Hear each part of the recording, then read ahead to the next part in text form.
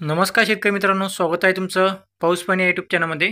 तर शेतकरी मित्रांनो, आज दिनांक आहे 14 जून। तर आपल्याला पुढील काही तासांमध्ये जे आहे राज्यातील काही जिल्ह्यांमध्ये जोरदार ते मुसळधार पावसाची शक्यता आपल्याला पाहायला मिळू शकते।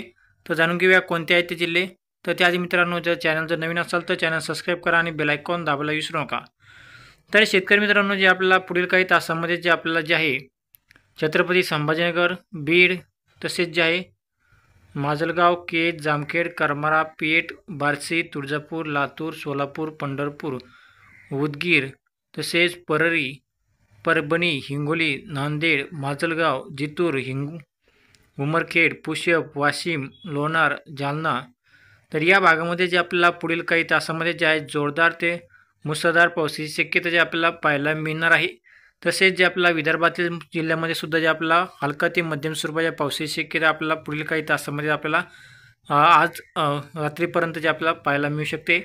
तर शेतकरी मित्रांनो जे आहे तसेच